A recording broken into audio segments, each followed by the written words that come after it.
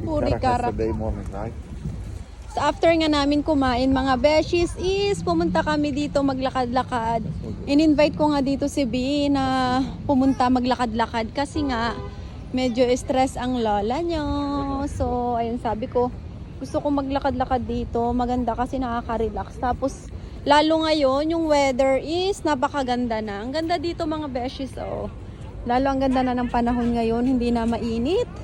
May lamig na sa Doha, Qatar. So, ito pala ang pinupuntahan namin na Lusail Marina Food Arena. Ayan, maraming mga families or mga bata, mga matatanda na pumupunta dito naglalakad-lakad, nagre-relax din. So, let's pass by here. Ha? Nakakatuwa din itong shoes ko, napakagaan, napakalambot niya, tsaka ang gaan-gaan, ganda lang niya. Ayun. And then, dito na kami. Yan. Makikita nyo pala doon yung, what's the name of that again? It's open now. They never close, right? Maybe close. Parang ano, close ata nila yan nung summer. But it's going there, make it cheap. Yeah. Don't know. Walang pumupunta dyan pag ano, pag mainit ang panahon, syempre. So, ayan, nakaka-relax lang maglakad. Ganito lang dito sa Doha, Qatar, mga beshies. Pag medyo na i-stress ka sa iyong buhay-buhay, punta ka lang dito, maglakad-lakad. Minsan, inaaya ko si B, punta kami sa tabing dagat, umupo doon, ganun. So, ayan, ang ganda. Oh. What's the name of that again? Pumunta kami dyan one time eh. Kasama yung kaibigan ko. Tapos ayun, yung isa sa pinakamalaking mall dito sa Doha, Qatar. Ang Vendome Mall. Ayan. Ayan. Ito naman ang project ni B. Ayan o, natakpan. Ito. Ayan. May flag ng Palestine. Ayan o. To support Palestine. Ayan. Sinusuportahan nila ang Palestine. Kasi meron nga ngayong gera ng Palestine tsaka ng Israel. Ayan. So, ayun mga beshies. So, ayan. Ang sarap ng hangin. Ang ganda maglakad. Tara, samahan niyo ako maglakad.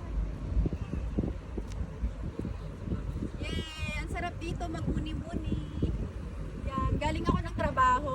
Ayan. Then, sabi ko nga, daan kami dito saglit. Diba?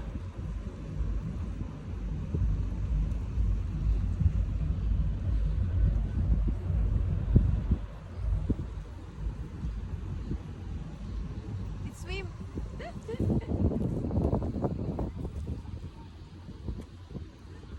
Lamig na.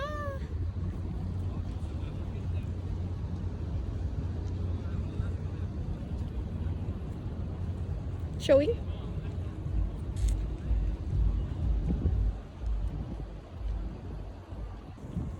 Ayan, dito naman kami. Naglagay na sila dito ng map. Oh. Ayan, map. This is the map. And then, ang famous na, what's the name of that? Hotel. Yung Corb Hotel. Many hotels. Look at this new. What's this? May bago dito, oh. May bike. Bike na siguro nirerentahan ko. Is it for rent, brother? For rent, this one? How much? Only 50 riyals. 50 riyals? How many hours? 20 minutes. So, may bago dito mga beshies. Ito yung kanilang bike. Ayan, ang ganda. Social, pangyayamanin. So, ang trip nila is weekdays daw, 30 riyals. And then, Thursday, Friday, and Saturday, 50 riyals. In 20 minutes. Ayan. Siyempre, pumunta ka dito para maglakad. Gagasos ka pa na ganyan. Pero pag tinatamad ka maglakad, sumakay ka lang dyan. Tapos, ito yung kanilang... I forgot the name of this hotel.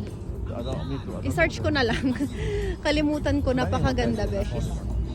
Tapos, ayan, pwede ka mag-jogging dito, maglakad-lakad, lalo na sa ganitong panahon ngayon ay winter, napakaganda. Ayan, beshies.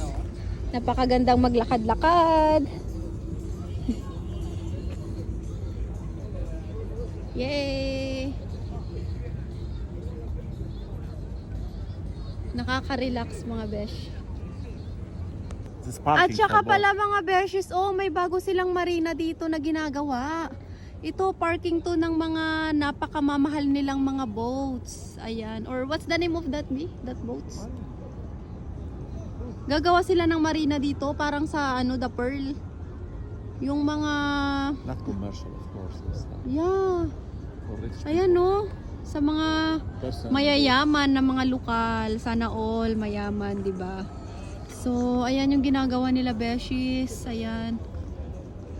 Dito nila ipapark yung kanilang mga pangyayamanin at mamahalin na mga yacht.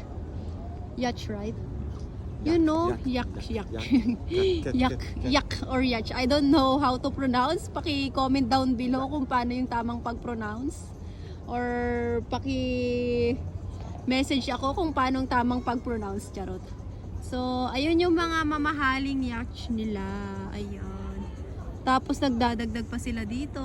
Ayan. Bago to, ang tagal na namin di pumunta dito kasi nga summer, ang init ng panahon. So, hindi kami makapunta dito dahil nga mainit. 'Di ba? So, ayan yung isa sa pinaka bago na hotel dito sa Qatar. They opened already, right? Binuksan na nila, oh. Yeah, they opened already. We have to visit there.